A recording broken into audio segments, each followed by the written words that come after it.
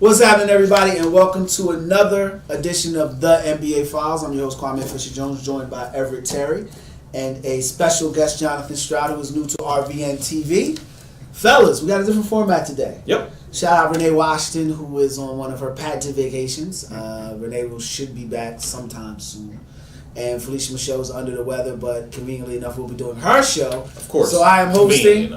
And to the left of me, I got a newcomer who has no idea what he's stepping into. And regular scheduled guest. Beat him so bad last week when we left, Definitely he had to take a nap. Definitely. I was babysitting his children, watching Wonder Woman while he was asleep, drooling. Fellas, so today we're going to open up with a little messiness. That's fine. Let's be messy. Messiness I like messy. With one Kyrie Irving. After being called courageous by former general manager David Griffin, he was then thrown under the bus by LeBron's co-defendant, and now vice president of the Phoenix Suns, James Jones, who let the world know that Kyrie went multiple days, not hours, but multiple days during the playoffs, so the nip and tuck time of the season without speaking to his teammates. So I'm going to start with you, Mr. Everett Terry. Is it a big deal that Kyrie went mum? It doesn't totally surprise me. He's a bit of a introvert to begin with already, and I think that he kind of was already set on wanting to get out of there before the story of him wanting to get out of there broke. Listen, that stuff happens in locker rooms. Guys getting their feelings all the time. We don't know what LeBron might have said at him or screamed at him about the game. Does it really with the guy who is... Okay, go ahead. I'll let you front for a second. Go ahead. All I'm going to say is that things happen in the locker room every day, and things that happen in the locker room are supposed to stay within the locker room. James Jones has already broken a code by coming out talking about what happened amongst brethren in an NBA locker room. That's nobody's public business. That stuff happens all the time. There are tons of things that Allen Iverson did that never made it to the media page that guys knew about. Because out of respect for your teammate and the game, you just don't talk about those things. All right, well, first of all, we can't compare an Allen Iverson to I'm comparing behaviors. Yeah, but you can't compare behaviors to a champion and to a guy who is on the borderline of getting kicked out of the big three. Like, he's on the borderline being kicked out for doing what he's been doing for years. He's 40-some years old. Go ahead, Jonathan. When you say compare AI to Kyrie, what are you trying to say? That because Kyrie has a championship, you can't... Right. I'm saying because AI was a better scorer than Kyrie. He can't tie a shoe to AI's career. But the point is, facts. Okay, 150-win season, and we're not going to get off track. Doesn't matter. Allen Iverson. Look, Kyrie, to me, and I throw it back to you, the personality is the issue here. And is that his personality? Is he an introvert person? Is he a person that doesn't interact with his teammates a lot? Well, we know that not to be true based on the fact that he took a yacht boat with a couple of teammates and a selective cultural group of young ladies. So we know that he is not an introvert. So then you say, well, why is he not interacting with his teammates? Well, then you go back into what we discussed a couple weeks ago, where we found out that Kyrie it was a good chance that Kyrie didn't want to re-up with Cleveland. So now we fast forward, he's not talking to teammates. Why is he not talking to teammates? Doesn't really matter. Is he worth the dude coming in? Is he worth a Tim Duncan who may go weeks without talking to teammates? No. Is he worth an Allen Iverson who may go weeks without showing up to practice? No. So the bigger issue to me is the fact that this dude had the gall, the man parts to come in and say, I'm not talking to you. Like, it's not worth it. We work, I'm going to use this in a much, because both of us, or all of us here, I'm losing both of us because I'm used to eliminating a female in the middle. All of us here have been in the business world, corporate America. And we've all had to interact with somebody who is a pain in the particular part of your body. Fair. But the amount of weight that they bring in, the amount of production they bring in is well worth it. This dude isn't worth it. No. He's not. Come on now, jump in here. Is he worth it? I'm going to say no, he's not worth it. And I want to know where he, kind of gained all this NBA cred to feel as though he just can't speak to people during the most important clutch shot in NBA. He hit a shot. Because before that, he was humble hollow. I wouldn't say he was humble, but he definitely had a sense of entitlement. But you're right. Where did he get it? He hit a clutch shot. There's a friend of ours that we fight with all the time that thinks Kyrie is a superstar. You know, a mutual friend of ours. I won't say because I don't want Perry to get upset. Oh, okay. As soon as you said mutual, I was like, oh, Perry. He believes he's a superstar based off that one shot and the fact that he can score. Look, when you look at the numbers, like you could say he's a black hole in offense. Well, you put that in perspective. He holds the ball most of the bulk, like 70% of his, or 60% of his points come off of holding the ball for 7 seconds or more. Mm-hmm. That's the epitome of a black. You know, he averages 4 assists a game and he dominates the ball over 70% of the time. So he's not a guy that makes anybody doesn't better. make people better. Yeah, off the camera, ET and I was saying he's basically a guard version of Carmelo. That's it. You know, he's going to just guard version of Melo. Here we go. High-end scorer who makes nobody else around him better. No, he said that on his own, and I agree. That's right, too. Carmelo died. We're sorry. You gotta be careful. Kwame is sensitive about Carmelo because that's his guy. What can you say about Carmelo? What has he done? Well, what I can say, what I can say is we're talking about Kyrie Irving. That's all we can talk about. We're talking about Kyrie Irving. So to me, it is a huge deal. But as we go from a malcontent, I want to go to the maladjusted.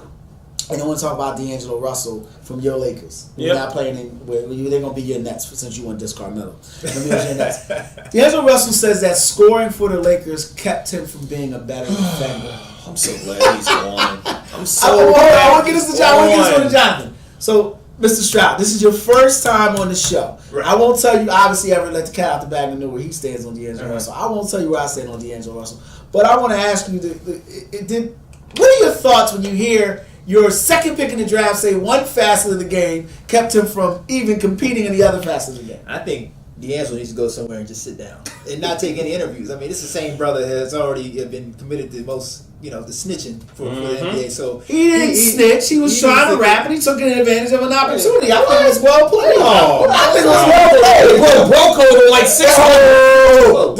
He put over the bros. I have no problem with that. See, that's his belief. That alone is a man law violation. That's his belief. You don't do that when you're with a homie. You don't do that with a teammate. Just because you know my first name, we are not homies. Just because you in a hotel room together, that guy's my homie. I'm not gonna chill in the room with somebody that's just a buddy. As forced interaction, just because we on the same team, we ain't boys. We had separate rooms for that. They were in the room together. He wanted a shot at Iggy. He made all he did was kick the chair out. Number one, how foul is that for you to want to follow behind your man and take sloppy seconds? Hey, look, I don't agree with it. Come on, man. I don't agree with it. You getting sloppy seconds. I don't agree with it, but all I'm saying is you can't get mad at him for cooking this. He didn't let all he did was how did that work out for him? How did that work out for him? We'll never know. He's in the NBA. Right. There's no reason to do that at all. Exactly. You can have women all over the place. He wanted her. You're right, but he wanted her.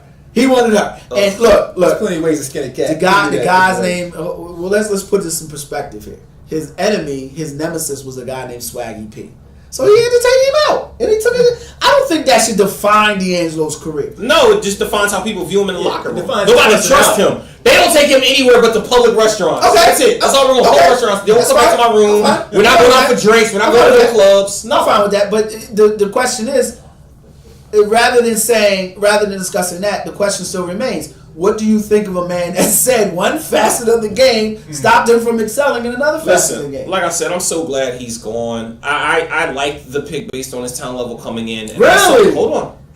After I saw him play year one, I said, you know what, this guy's not going to work because the way that we were trying to change culture in LA, and you saw the fact that he only played one side of the ball, he was inconsistent, he was streaky, he was a crybaby. If he couldn't get it his way, he got all in his feelings. He was up there Carl Thomason all the time. Like, nobody wants to hear your emotional self getting all upset. At the end of the day, defense is about effort. Being a defender is about effort. True. Scoring, if you're a scorer, will come natural to you. If you're not telling me that you're willing, when you're getting a multi-million-dollar contract, to give me effort as a top 3 pick in the draft, I don't want you anyway. I don't want to hear about that, scoring put me in a situation where I couldn't play defense, because there's plenty of guys that play both ends of the floor, a la Kawhi Leonard, a la Chris Paul, guys who play both ends of the floor, LeBron James, and you can go up and down the list. There's guys that play both ends of the floor, and you never hear them complain about the fact that they're elite scorers, and that's why they can't play defense. I don't want to hear it. You play it because that's what you're supposed to do. And the fact is, and this is going to go a little bit deeper because it's a systemic issue, if you go back to how you see kids being brought up, AAU ball, it's all dunks and threes. They don't teach any fundamentals. They don't teach them the art of the mid-range jumper. They don't teach them free throws. They don't teach them anything about playing defense and playing defense the right way, mental mistakes. And these are things that as these kids grow up and they get to high school and they have success, they get to college and they have success, then they get to the pros and they've developed all these bad habits. And now you're trying to tell a man who's not got millions of dollars and the fact that people are looking at him because he was a high pick and have a coach who's underpaid to him, who he can control the future of, try to dictate to him what he's supposed to do. And that's why Byron Scott got on him as much as he did, because he didn't want to play both ends of the floor and he got sick of it. He thought he was entitled when he wasn't. And so now you got this whole situation created because this kid was never taught the right way. And part of it I blame him for the comment, but part of it I don't, because it was all those people along the way who said, you know what, D'Angelo, you can play ball, you can shoot the three, you can lay up, you can score, you can dribble. You don't have to play defense. Where? Defense wins championships. Every great team that's won a championship won it with some level of defensive play down the stretch or during the game, or they were an elite defensive team to begin with. You can't win without defense, and if you're going to be an elite player, you have to play it. Well, and here's where the line comes in. I'll give it to you in a second, John. Here's where the line comes in. And this is where we mentioned Allen Iverson. This is where we part with the opinion of Allen Iverson. You have to have a coach that's willing to fight him. Now, you mentioned Byron Scott. But you mentioned AAU, because I want to go back to AAU. High school ball. That's where there is. Your high school coach needs to be able to take. And look, I'm speaking from experience because I work with different personalities, and it's my job, not just host, but as a sports director, to cultivate those personalities. Mm-hmm. And there are some people, I won't use names because I don't want Renee and Felicia to get upset with me, who make my job significantly harder because they fight you. But you make a decision. You have a decision. You see the talent, and you decide, you know what, I'm going to fight her or fight him to get them better. The only way they're going to get my mouth to shut up is if they do what I ask them to do, or if they leave. So, you know, when you're a high school coach, you want to win. You don't want to stay there and keep losing. No. When you're should be developing, but they don't. He played high school ball with one Ben Simmons. Yep. And Ben Simmons managed to get his butt developed. Ben Simmons managed to take ownership. He went to a bad LSU team and got smoked. But the year he left, the same team was barely won. They won more games than Markel Fultz's squad, but they barely won 10 games. So look, you know, and Jonathan, I'm going to come to you. Awful, by the way. I want to come back to you about this because to me it's a bigger issue with D'Angelo Russell that he felt comfortable enough to say that. To say tell on himself. This guy can't stop snitching. He tells on other people. He tells on himself. Like he saw an opportunity and took it. I got no problem with that. You don't bring meat into a lion's den. You don't bring in a buffet to a bunch of hungry dudes. You don't take your pop star girlfriend around a bunch of young 20-year-olds. That was Swaggy P's bag. That was Swaggy P's. You can't take look. You can set me up all you want. Listen, that would have been hands on sight. She's not gonna leave me. It'd have been hands on sight. And you're right. You didn't have to see hands for that. And Swaggy didn't lay hands, did he? Swaggy told. Okay. And that's why D'Angelo did it. You ain't about that life. I'm gonna take your girl. I'm gonna take your. But he didn't take her. He did all that. How do you know? Did they get married? Did they get married after that? Did they get married? And who get married? Oh, did Swaggy and Iggy? Oh Lord, we're on out of bounds now. Right. Did Swaggy and Iggy get married after that? No. But we didn't see D'Angelo Russell with a reason. D'Angelo won. He'd be Swaggy none over in Instagram. D'Angelo won. Swaggy none. Going back to bad comments, I'm gonna start with you, Jonathan. Jason Tatum. You're a Sixers fan, right? Jason Tatum said. I'm here for this one. Jason Tatum says that the Boston Celtics would have selected him first overall had they kept the pick. Do you find that to be fact or fiction? I think that's fact because I think if they got his ear, that's why he's here. That's why he will be joining RVNTV. My man, what? Listen, if they got in his ear and said you're going to be the number one pick, if they fell in love with him during the workouts, then he has no reason but not to feel that he's going to be number one pick. I mean, teams say it to the players all the time and they lie, but I don't think that they were basically lying. They were basically in a position where they could have taken one of three players basically. I don't think they would have taken one of three, but go ahead. I mean, they're pretty much set at the guards. So Fultz wasn't really going to be a major option for them. Josh Jackson, we've heard about reports where they didn't want him to work out for them. But I think with Tatum, they just saw a low risk player who has pretty much a high ceiling. I don't agree with how high his ceiling is going to be, but they saw he has all the tools. Could probably be a poor man's Paul Pierce. Another guy the Sixers passed on. Another guy Sixers passed on. Had to sit up for that. I don't want to talk about that. Jason Tatum. That's what. Let the man. You know what? He's kind of like you. Let him go. He's kind of like you. If he stay, you don't like that a comparison. Look, I have a rule with Everett. I say Everett. Sometimes, most of the time, all the time, if you stop within the first 30 seconds, you're usually right. But the more you talk, the more wrong you are. So if you left it with in the Coming first from a 30 guy seconds who's of your wrong all the time. conversation. And listen, John, this is coming from a guy who said Anthony Bennett was going to be a great NBA player. Every week, I never said he was going to be a great NBA player. You love the pick. I did. Right. I had to let him know. I had to introduce him. He just went out the window. You know, There it is. I picked Anthony Bennett. I was watching the UNLV game one time, a loser watching college basketball, and I saw an explosive power forward who reminded me a lot of some of the older power forwards from the 80s and 90s. And I thought, Larry Johnson type. Yeah. And you know, I was wrong. Okay, I stuck it up on the chin. I have no problems with being wrong. He also liked D'Angelo Russell. Can you talk to that? I said it out like when he came So in the first we year. made bad But who else comments. were you going to take during that draft? Like, it made sense. Well, I don't know that draft offhand, but I want to wrap this up real quickly because I know what pressure. Right, because I need to come back to this, Jason. Yeah, no, but I want to piggyback off his comment. I agree with him. I think Boston would have taken him number one. Here's the problem. Boston wanted Josh Jackson, and he refused to work out for them. So Boston flies out to Sacramento to watch Josh Jackson work out, and it was like, all right, so everybody's going to interview Josh Jackson, step forward. Danny Ainge, hold on, you might want to stay back against that wall. So when Josh Jackson says no to all of those things, Boston isn't stuck with this enigma in Markelle Fultz, who we can argue with that another time, but I think everybody would agree there's some significant red flags with Markelle Fultz using an NFL draft term. And Jason Tatum was the most believed, the most hyped pro-ready player. Mm-hmm. So I believe they would have taken him number one. Okay.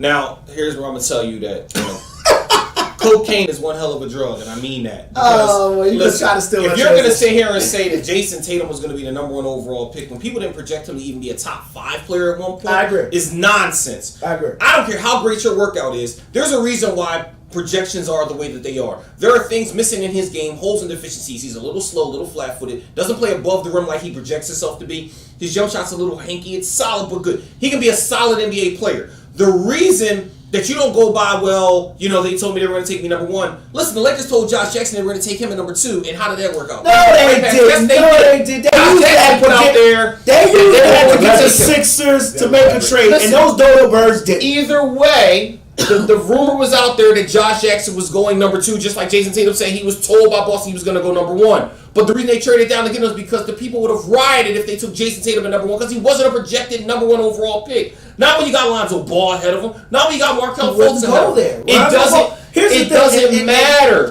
People have drafted guys that don't want to play on teams all the time. I agree with you if the workouts supported your argument, but they don't. The bottom line is this, and whether you want to acknowledge it or not, Lonzo Ball told them to kick rocks. I'm not saying that he did. Hold on. Not only did he refuse to work out for them, he wouldn't even interview with them. I'm not saying that he did. And it wasn't him. It was his dad that did that. No, Lonzo Ball said it. And because his dad pushed him to do it. He didn't want to go to Boston. I understand why. He rarely uses a noun and a verb in interviews. Like, he's usually a one-word answer. This dude made it be known in a complete sentence. Nah, I'm good. Josh Jackson, same thing. This draft because when you look at the Boston Celtics, where was Josh Jackson going to play? They've already got Jaylen Brown. They're trying to find time on the floor for. They're already loaded at the guard position. Where's Jason Tatum going to play? And then that's another. And there it is the problem. You got all these guys that are not trading anybody, and that's why people killed Danny Ainge for not making the trade to go get a Jimmy Butler. Didn't want their guys to go there. Right, because they don't want their guys to get buried on the bench and not change the year. Jason Tatum's statement makes sense because his agent was behind Boston grabbing him. Look, we got to take a quick break. When we come back, we're going to start on a much serious note. You referenced speaking of cocaine. White lines. Yeah, we're going to discuss Lamar Odom's impact on what he just did and what he just said from what he was doing. I love a great segue for that. No, and you stole mine.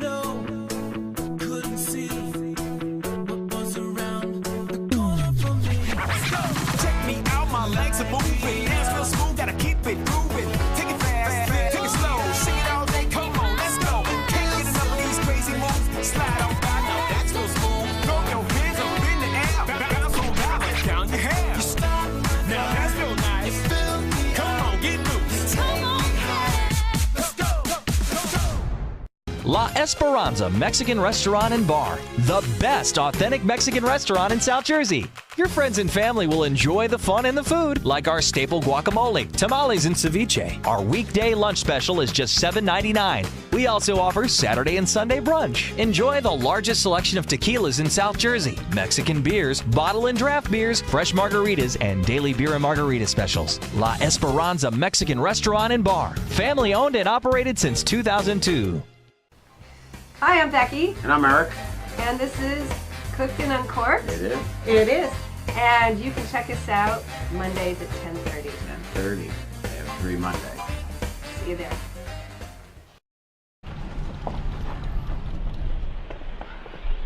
Got a quarter?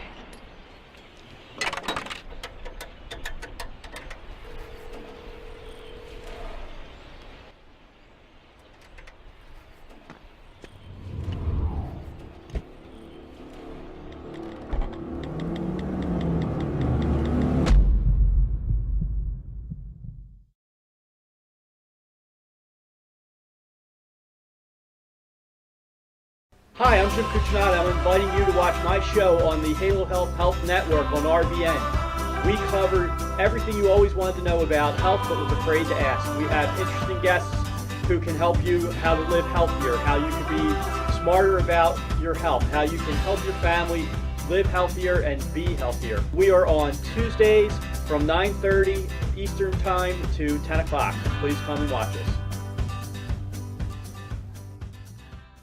If you have a story or product that you'd like to share with our viewers as a guest on the Morning Coffee Show, please contact us at info@radiovisionnetwork.com. Today's show has been sponsored by More Than Gifts. Come see our new location in Marlton, New Jersey. Not just gifts, but more. Welcome back to the NBA Files. Damn right I'm saying. Welcome back to the NBA Files. Jonathan Stroud, Everett, Terry, Kwame, Fisher Jones here on RVNTV. Make sure you check us out every Saturday at 1:15 where we give you NBA news, insight, and irreverence you will not catch anywhere else. All right, fellas, I want to go a little serious. We can lighten it up, but I want to start out a little serious. Now, Lamar Odom made a confession that he started using cocaine heavy at the age of 24, which oddly enough, he was in the city of Miami and hadn't even peaked in his NBA career. He then went on to play about 8 or 9 years in the NBA, apparently high off life and cocaine. I think you called it the booger sugar and the white lady. Chasing that dragon. You know, I'm bothered by this, and I'm naive, and I said I'm naive. I don't believe that NBA players use drugs. I think you have some that use drugs. 2017, I understand. everybody does drugs. All right, Everybody's doing it. Call me a square at this point because I don't even drink.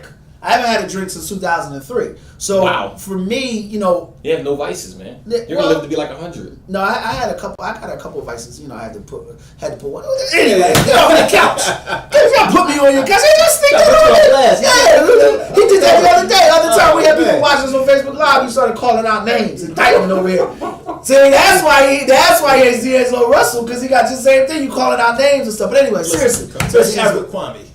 Everett, how bad for the league, not just for Lamar Odom, but for the league, was Lamar Odom's cocaine confession, or is it not bad at all? Well, for the naive persons like yourself, it's kind of like telling that 8-year-old kid that, you know, Santa Claus isn't real and there's no such thing, and that daddy and mommy really go to the store to buy all your presents.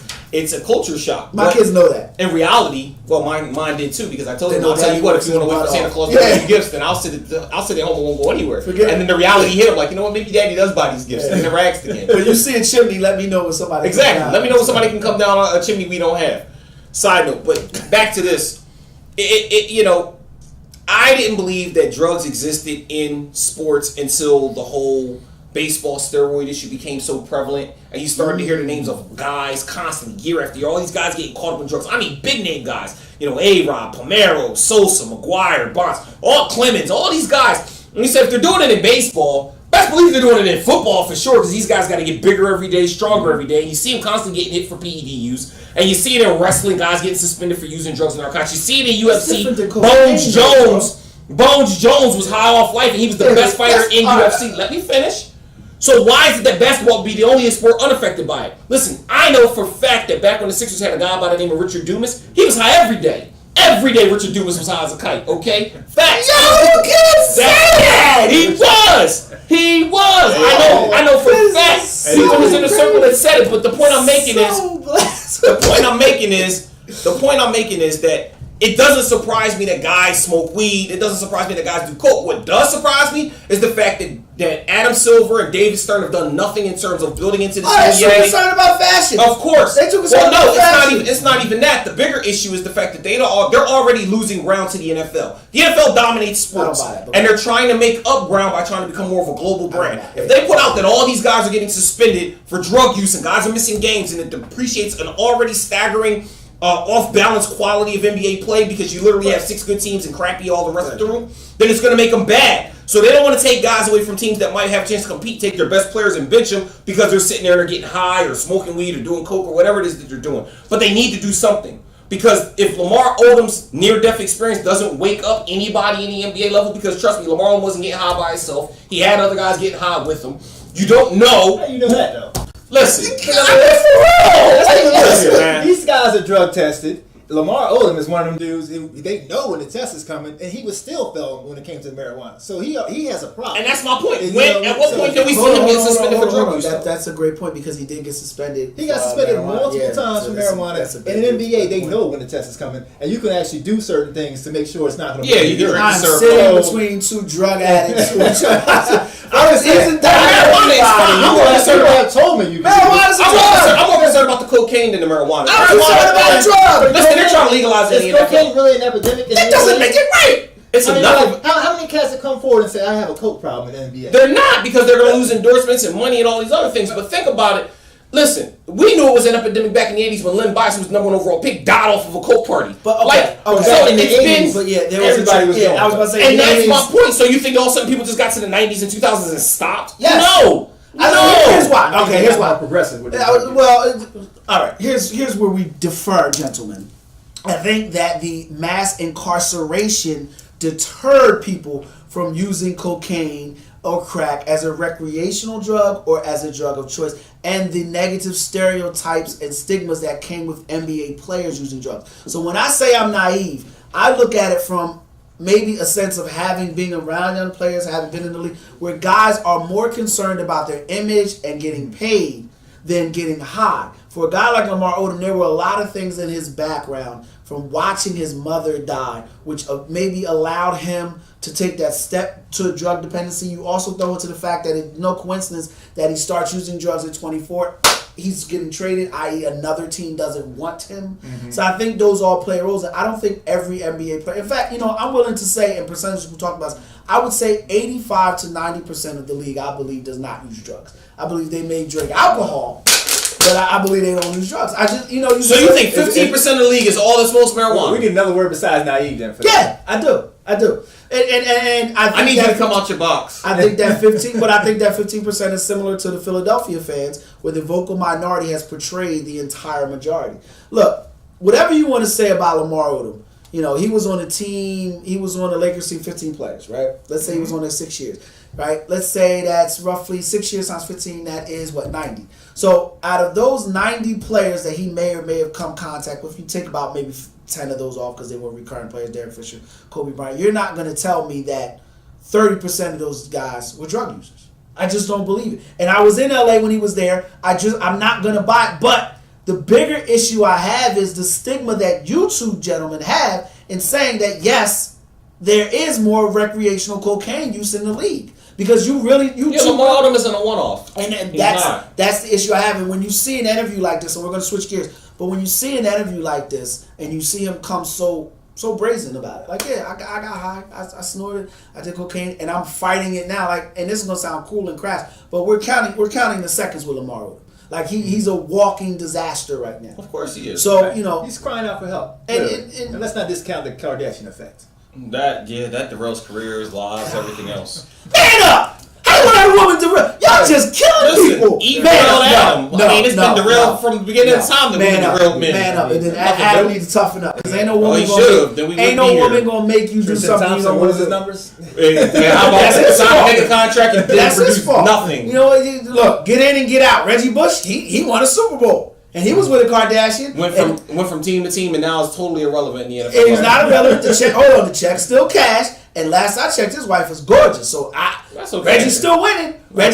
He got the Kardashian and got out. Now I want to switch gears from since you mentioned the train effect that are Kardashians, I want the perceived train effect that is Lonzo Ball. Now, ESPN had a pundits roundtable, and they basically gave projections about rookies of the year and who they believe would be rookie of the year. Number 1 was Lonzo Ball. I'm gonna make sure I redirect this. I'm not leaving you up. I'm gonna redirect this. Okay. Number 1 was Lonzo Ball. Number 2 was Dennis Smith Jr. Okay. Way down below. Now I'm gonna redirect over to Trust the Process.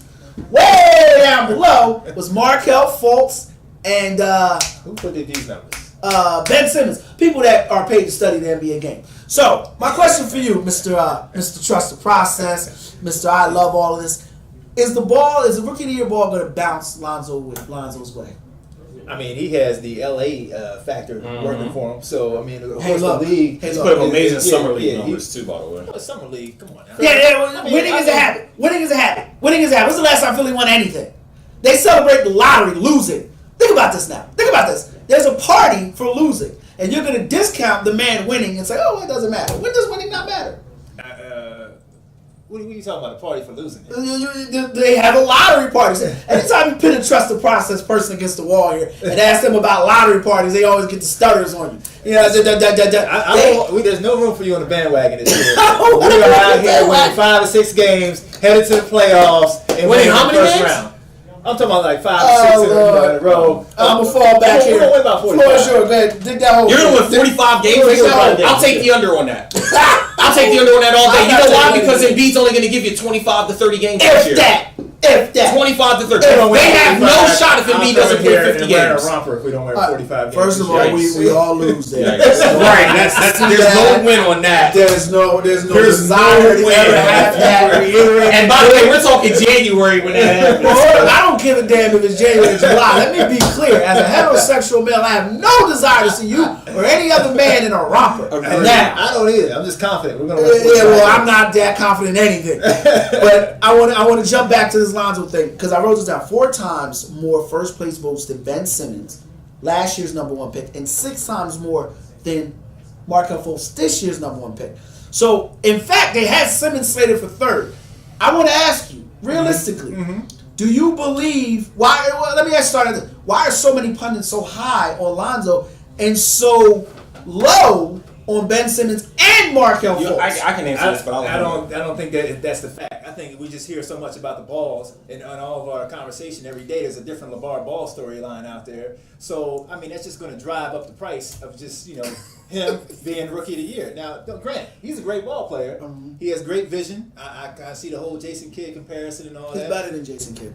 Whoa. He's better than Jason. I watched Jason Kidd at Cal. No, I say, look, he's better than Jason Kidd because one thing Jason Kidd had with him, but Jason Kidd, and people are going to look at me like I'm crazy when I say this. Jason Kidd couldn't change gears the way Lonzo Ball can change gears, and that's the difference. Jason Kidd was always at a good pace. He never was. Nobody ever ran by him, but he never really blew by people. He beat people in angles. Lonzo Ball can beat you to a point, and he can also get around you. Lonzo Ball is special. I'm sorry, but go ahead. Floor is yours. All right, so I think the big reason is the fact that Lonzo Ball has been given the keys to the Lakers city, and Ben Simmons and Markelle Fultz. Who gave him the keys? Magic Johnson. Okay, that's why.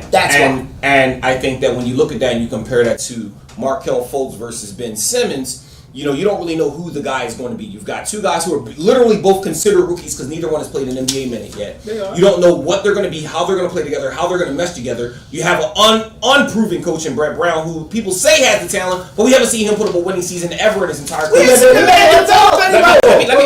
Let me finish.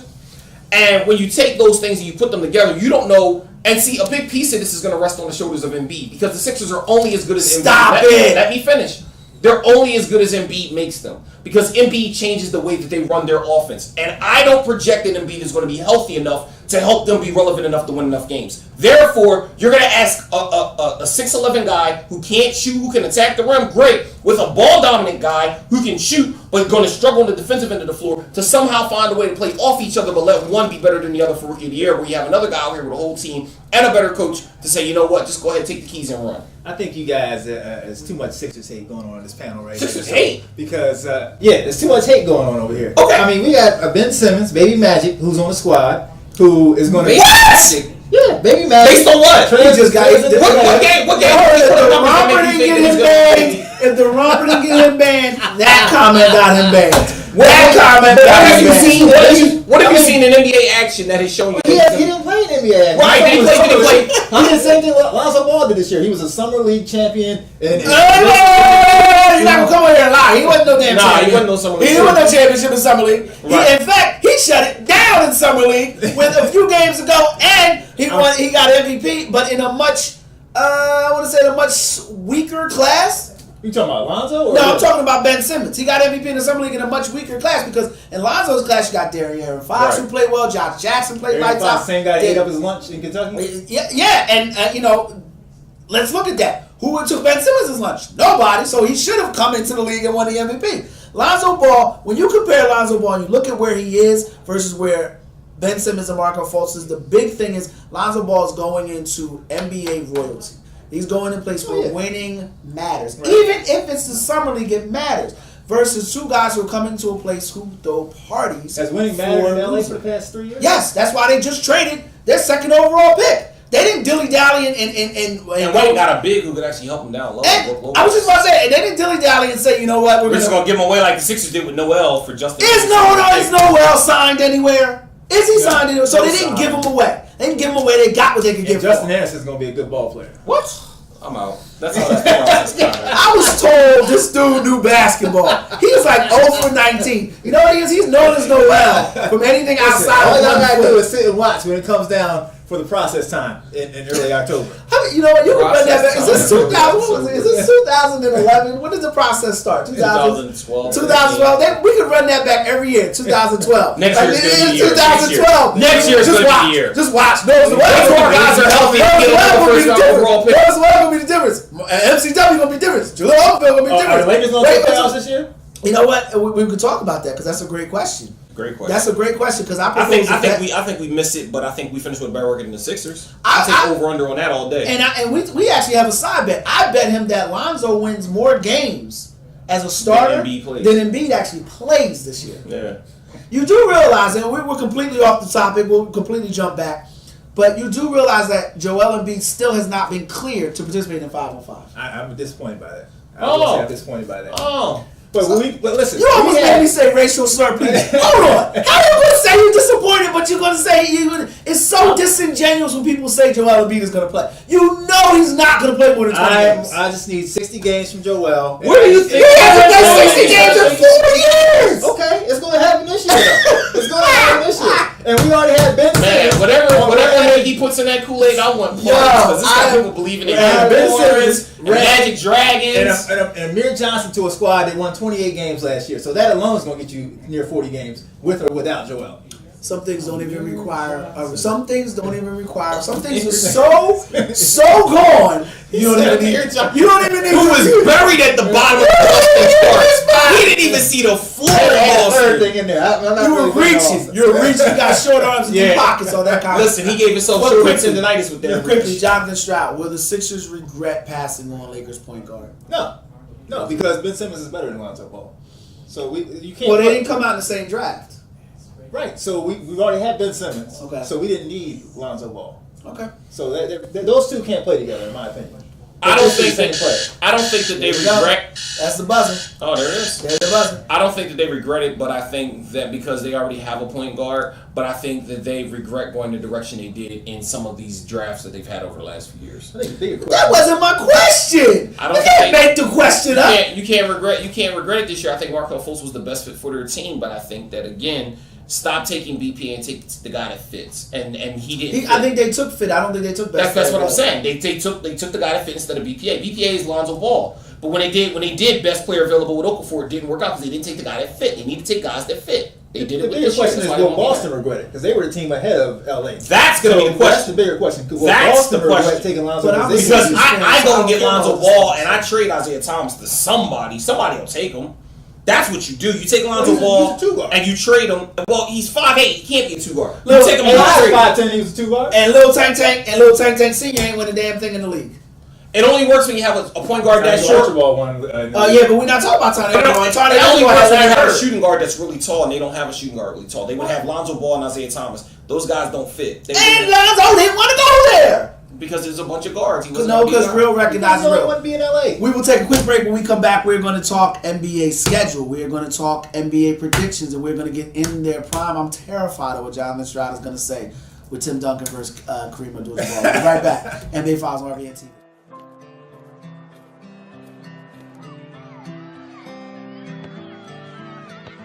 Most of the time, it's easy to know which option is better. Other times, not so much. So it's good to know that Mazola corn oil has 4 times more cholesterol-blocking plant sterols than olive oil. And a recent study found that it can help lower cholesterol 2 times more. Take care of those you love and cook deliciously. Mazola makes it better. La Esperanza Mexican Restaurant and Bar, the best authentic Mexican restaurant in South Jersey. Your friends and family will enjoy the fun and the food, like our staple guacamole, tamales, and ceviche. Our weekday lunch special is just $7.99. We also offer Saturday and Sunday brunch. Enjoy the largest selection of tequilas in South Jersey, Mexican beers, bottle and draft beers, fresh margaritas, and daily beer and margarita specials. La Esperanza Mexican Restaurant and Bar, family owned and operated since 2002.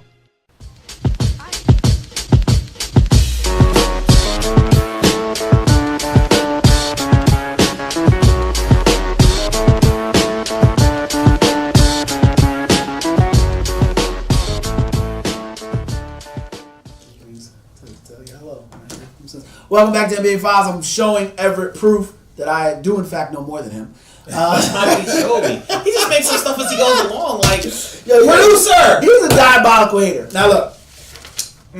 I want to jump into NBA schedules. Okay. Because you mentioned this, the Sixers, that the NBA trusts the process. Yes, they do. Ben Simmons is going to be on more TV more, and I actually think that has disaster written all over it. So my question for you, I'm going to start with you, Mr. Everett Terry. The Sixers are going to be opening the season on national TV. The national schedule. You obviously Second year in a row. They're going to be opening the season. I just turned my page. I gotta come back. I'm gonna do the same thing. I'm gonna come back to you. The Sixers are opening the season. The national schedule on Wednesday. How many games against Washington? That's old stuff. We're gonna talk about new stuff. And then they have a Christmas schedule game against the Knicks. The New York Knicks.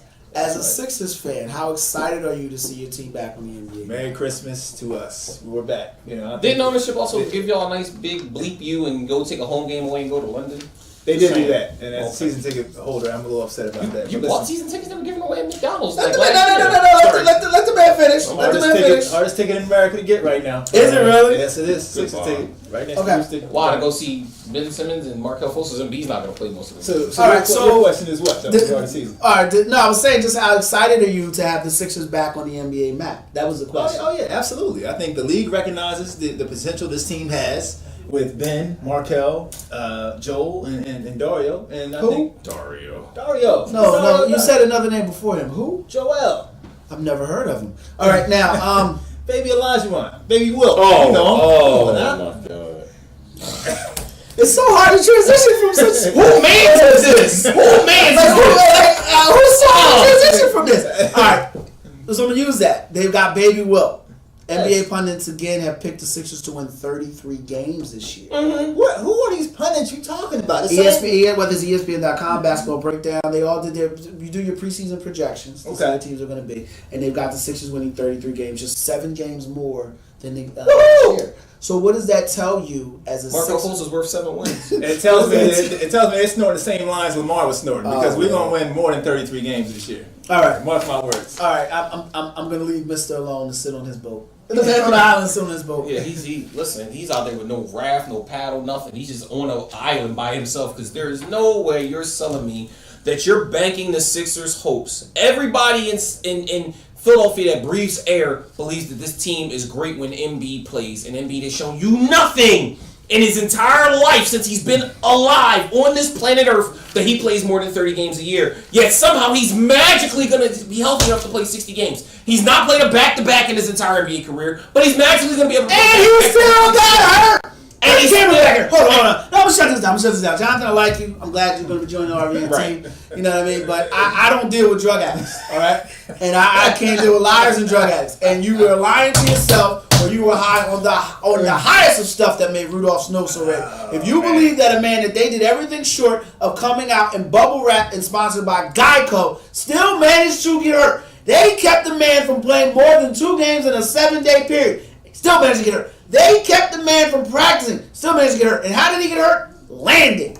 So there is no Joel in this equation. You have Dario, who's a solid player. And if you're selling me that based on that Markelle Fultz and Ben Simmons are going to get the Sixers 40 wins, good luck. Markelle Fultz won 9 games last year. Look, no, we're cutting it. No more Sixers talk. I want to talk about other teams. Give me some of the teams that were ranked, that got shortchanged in the predictions. You had, for me, San Antonio winning 52 games a year after winning 61 games. I have an issue with that. I believe that the Spurs are getting shortchanged. I think Pop wins 50 every year, so yeah, but 52 games is a pretty far drop off from 61. When you win fair. 60 games, that means you're a pretty good team. Maybe it's because they're concerned about Kawhi Leonard being healthy. They don't know if he's going to be able to play all 82. Pop's good for resting guys a little bit more. He might do it now, considering that Kawhi's a little more hobbled. The team is good. They're not as good. They lost some guys in the offseason, contributors, but not key guys. And then they've got the whole thing with, Mono came back, but then Pau Gasol was in the air. It's a lot going on out there, and they whiffed on Chris Paul. So now they don't have a point guard. Nobody want Chris Paul. Listen, Tony Parker's also DeJounte Murray is going to step in. He's not Tony Parker. Tony Parker's the first ballot Hall of Famer. Don't nobody want no damn Chris Paul. I was going to say, and just to piggyback off that, I think the rich have gotten richer in the West, so I think that's another factor. Agree. Other teams have gotten stronger, like your Oklahoma City, your Houston's gotten stronger. Agree. So New Orleans, I expect them to be better this year. And so these teams are going to be, competing a little bit harder, and you're going to That's the best thing you said all day. Fight for their Actually agree. That's the best thing you said all day. I've said a lot of great points today, fellas. That was the only one that made sense. No, I think your mother may agree with you, but I think everybody else would say, nah, go ahead with that. Look, I really like the Pelicans, but I'm a DeMarcus Cousins fan. So I don't know. Yeah, I'm a big DeMarcus Cousins fan. You're all over the map, man. He's I didn't say he was a top player. I didn't say he was but I enjoy watching DeMarcus Cousins play. I think that he plays at a high level. He plays hard. He's reckless. He needs a coach. He is reckless. He needs a reckless coach. Is probably the best thing you said about him. But you know what? I'll take reckless over effortless. And, effortless is a guy that they just drafted number 1. Oh, sorry. No. Don't shout Jalil. Yeah. What did Jalil do to you? Thank you. That's exactly what I said when he just said that. So I think the Pelicans. First name popped in my head. This is what I do. As a host, I bring it full circle, and I think the Pelicans will be better. But I have a question for you, Mr. Stroud, because you mentioned the Oklahoma City Thunder. Yes. They added Paul George. They added some bench players. Russell Westbrook is now in his 2nd year of leading a team, but they're only slated to win 48 games. Another team that they've got winning 48 games are the Clippers. And my question for you is, Clippers, Thunder, who is more likely to win 50 games? Oh, Thunder, without a doubt. When you say the Clip, I don't even who's leading the Clippers? Blake Griffin, Mr. No. Yeah, we agree. I don't think Yeah, we agree. We agree. If it's coming down to the Clippers versus OKC, I think that OKC just has, at the end of the day, talent. Cream rises to the top, and talent always draws out wins. And when you've got Russell Westbrook, Mr. MVP, not a huge fan of the decision, but it is what it is. And you add a guy like Paul George, who's like a tier 1A in terms of stud talent at the NBA level, and you put them on the same team. It's probably going to take about 15, 20 games for them to find a good rhythm, but I think once they start clicking, that's the compliment that Russell Westbrook may like, because Paul George, as good as he is, doesn't demand the ball the same way that, Russell I think that team's just missing an enforcer. We agree. Somebody down low that can be a big, somebody that's nice little, will be a good fit. DeMarcus Cousins. Speaking of the devil. Yeah, but the problem be too much for them. DeMarcus Cousins, I don't think any coach can handle he and Russell. Yeah. I agree with you. They would be like Phil Jackson, Zen level with Red Auerbach. Well, that's like Portland Trailblazers with Bonzi Wells and Rasheed Wallace. It was a fight in the alley every game. So, somebody's bodies was turning up. But you mentioned you weren't happy about the MVP choice. No. Because you thought I thought Harden deserved it more. So I want to ask you that. Then this question, piggyback off of that: James Harden, Chris Paul, Paul George, Russell Westbrook. What duo has a better year? And by divide, I mean better goes has the higher win total, and let's say scores more points, has a bigger effect on the court. And a positive way. So he's been the line. He's anytime he takes a deep breath. No, because I had to gather myself. You have to gather myself. So based on win total, I think that the Rockets, because they just have so much ammo on offense, way more ammo, they're going to put up more wins. I think in terms of being able to complement, the one thing that we've had yet to see is Chris Paul play with another star guy at his level at the guard position. He's not played with that. Every other great player he's been with has been a low post presence, not a guard. So being able to play with that guy, we're going to see if he's going to truly be able to facilitate and put James Harden in a position to be successful, and back and forth. In terms of potential on both ends of the floor, I think Chris Paul's going to push James Harden to be better on defense, but I think that Paul George's natural ability to just be an elite perimeter defender is going to matter, because we already know Russell Westbrook takes plays off. Chris Paul can't compete with James. Westbrook takes plays off? Defensively, absolutely on the defensive end. That's what I'm talking about. You don't think anybody should ever score on Russell Westbrook? I don't think everybody should score on Russell Westbrook. And that's what it is. Look at his level of efficiency, his defensive efficiency. We sat here, we had this conversation when I showed you the video. Russell Westbrook was at the bottom of the league on shots contested on his own man. He gives up shots to go cheat for rebounds to get the triple-double. And that's fine. But when we're talking about defensively, Paul George is going to be able to cover that, because he'll be able to make up the difference. Chris Paul can't cover for James Harden. So what's going to happen is Chris Paul's going to guard his man, James Harden's going to have to guard his, and that's where you're going to see the deficiency kind of show us. Somebody is watching us live, and they're calling Jonathan right now to tell this man how wrong he is. Call! It's fine. And you don't even got to pick up the phone. I can handle it for you. You know, when you are... See, here's this problem. When you start talking about defensive efficiency and contested shots and all these whoop-de-doo... you don't defend your man! Analytical numbers. I gave you the mic. Now it's my turn. Analytical numbers, you tend to throw out system. Now, Russell Westbrook's team, because he had two slow up-foot 7-footers, and whether it's Enes Kanter or Steven Adams, they had a scheme in place, system in place, in which Russell had to get the ball up faster to allow Steven Adams and Enes Kanter to get the defense either through pick and rolls or through trailing to score. Now, I will say this. There are times when he can defend better, but I very rarely see, outside of maybe a Steph Curry or maybe a Kawhi Leonard, go by Russell or over dribble Russell. There is ever a point in every game where I watch Ramon Sessions cross up Chris Paul. And I can think vividly when I've seen James Harden stop at half court as if he was playing in a rec league. So do not put those men in the same breath. They done did a not top 10 about James Harden's defense. So we've seen what he does out there. I didn't say that James Harden is an elite defender. He gives no effort on defense, but him and Russell Westbrook are hand-to-hand defenders. They're not. You know what frustrates people more? Because Russell Westbrook's athletic enough that if he applied half of his offensive effort on defense, he'd be the top player in basketball. But he doesn't, and that's why he's not. And that's why, my argument is... But the MVP of the league gave you better defensive effort than your wannabe MVP. And that's the bigger issue. And that's what I did is I canceled out the defense because neither one of them were elite defenders, and I looked offensively. That's the average triple-double when he had more turnovers. You look at a historic accomplishment. Oscar Robertson did it first and didn't win MVP. I don't want to hear that. Because he lost to Bill Russell, who only had a double-double. But he averaged James Harden and one more game. He averaged 25 When did Oscar Robertson do it, though? He did it in the 60s. In the 60s. So we haven't seen that done in, 40, 50 years? By the way, Bull had a monster year that year, too. He was second. But Bill Russell had a gargantuan... Look, dude, you can't compare Bill Russell to anybody else. Yes, he lost the MVP to arguably the greatest player to ever play. A guy that they created rules to stop, unlike Michael Jordan, they created rules to help. Bill Russell initiated, created, and cultivated the fast break. He changed the way the game was played from blocking shots in 3 seconds to widening the lane. He is arguably the greatest player. Yes, Oscar Robertson lost an MVP to him. If I'm going to lose a girl and I lose to Billy D. Williams, it happens. See, I lost to Billy D. I'm saying he lost an MVP. You're losing him to you gotta pick you. He lost an MVP to George Russell. Look, come on, man. Let the smooth taste. Exactly. All right, we think we got 7 minutes left. We do a segment on the show called In Their Prime, where we take players from any time era and compare them who played the same position. Mm-hmm. We've done Isaiah Thomas, Steph Curry. We've done Russell Westbrook and Allen Iverson. Mm-hmm. Everybody was unanimous. Everybody took Russell Westbrook over AI. Yeah, that's right. Fix your face. So now, if Allen Iverson was 6'3", he'd have been the greatest and player ever. If my mother had man parts, she'd be my father. But guess what? She doesn't. Right. She's my mother. If we're fifths, we all be alcoholics. Yep. Now back to my point. Today's In Their Prime. Yes. Tim Duncan, Mr. Big Fundamental. Greatest power forward ever. I mean, one of the greatest players ever. He's the great Tim Duncan. Just got versus 2 years ago. Okay. He was great before he left. He left with a chip. He left Right, with a chip. right, with a ring in his pocket. Thank you. Going against 19-time All-Star, 6 championships, 11-time defensive first team All-Team, Kareem Abdul-Jabbar. The great. Yes, The great. I apologize. The great. Because people say he's the greatest basketball player ever. And they would be right. I mean, Mr. Lou, look. In their prime, it's got to be Kareem.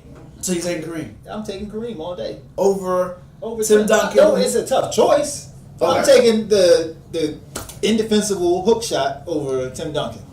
I think, listen, and for the sake of argument, I'm going to take Tim Duncan here. And everything in me says, what are you doing? What are you saying? Yeah. I know people who know me saying you're out of your mind.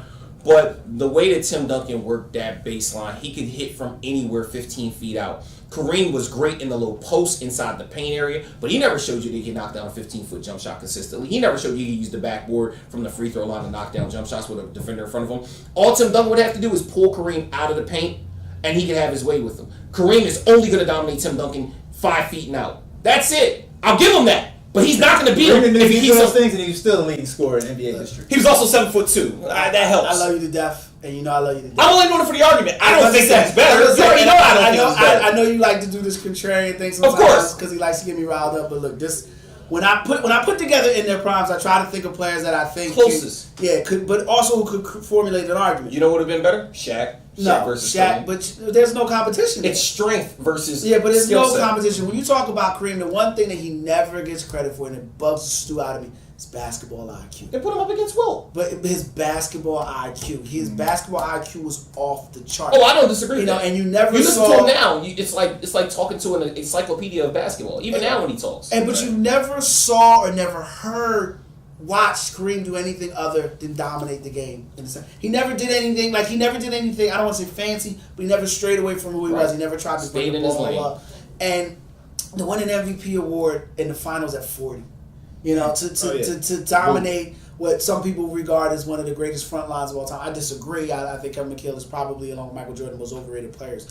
But, the fact of the matter is, when you look at Kareem, and all the social things that he went against, the social change, the fact that he stood out and fought. It wasn't just being Muslim, segregation, being That's what I'm saying. at the forefront his beliefs, of culture, social change. You mentioned Oscar Robertson losing to the great Bill Russell. You look at what Kareem did. I wonder, as much as I love Magic Johnson, and I love Magic. Magic is my dude. He is Mr. NBA. How great would Magic have been if he had to carry a team from the jump? Right. And didn't have Kareem. You know what I mean? Where would Pat Riley be if we didn't have... And you can say the same thing about Tim Duncan. Where would Greg Popovich be? Because he damn sure ain't winning anything without Tim Duncan. And I've gone on record to say that. I think Popovich gets a pass because he had the greatest player. Well, that's no different than Bill Belichick and Tom Brady. I mean, you can always make arguments, about because greatness. Bill Belichick won a championship before Tom Brady. He was a defensive coordinator. No, I'm talking head coach. We're not talking defensive coordinator. He had some success. Popovich was in Golden State getting water for people. This is a dude literally never ever being a part of the NBA, coming in and being regarded now as the greatest coach of all time. He's got 5 titles. Yeah, but he took did similar steps to get to where he had to get to. Everybody's taking steps. Pat Riley learned under Adolph Rupp, who, while he may have been a racist, was still a great basketball mind. He was part. He lost to the Texas, UTEP team. He's been a part of basketball. Greg Popovich came from the Air Force. Covered basketball. He was in the same league that I coached in, a D2 basketball league. Greg Popovich does not come from this great royalty, and Tim Duncan made this dude a household name. He took foreign players. And turned them into something. Exactly. So you don't want to just discount Tim Duncan, but he's losing to, just like Oscar Robertson lost to the great Bill Russell, Tim Duncan has to take a backseat to the great Kareem Abdul-Jabbar. I think the only disadvantage is the fact that I regard Tim Duncan as a power forward and Kareem was a center. I think if we were going to do it to be fair, I would have put Kareem. I think a hot dog is a sandwich. So I'm going to say that is better. Tim Duncan is easily the greatest power forward in the history of basketball. Most even close. But what I'm saying is, when you start talking about greatest centers of all time, people will say Wilt, people will say Kareem, people will say Shaq. There's an argument there in terms of debate. If you're going to put two against each other, I'm not talking about greatest centers. I'm talking about post players. I'm talking about guys that had the same similar game, similar skill set. And to me, Kareem did it better than Tim Duncan, but Tim Duncan had that same similar quiet fire. They said, the thing about Tim Duncan, and we're pressing. He wasn't a loud guy. He wasn't a rah-rah guy. But he played in a small market. Yeah, and so people, and Kareem always played in a big market. So the knock on Kareem was he only showed up in the playoffs. But you think about it, if you look at Tim Duncan, they got rest. Popovich would often take Tim Duncan out and allow him to rest. Once he got older, yeah. Once he got over 30, he rested him. So that's why I compared it to. Look, it was a great episode of NBA Files. Make sure you tune in every Saturday at 1:15 on RVNTV. Jonathan Stroud will be joining us in some different capacities. I don't know if we're going to let him talk NBA anymore. No. Some of his comments Main for media termination. For Everett Terry Jr., we will both be back next week. We'll be joined by, I believe, Renee, or for one of the beautiful ladies will be with us. Either way, make sure you stay tuned for Out of Bounds, which will be coming up at 2:30. Until then, we appreciate your time, and be easy.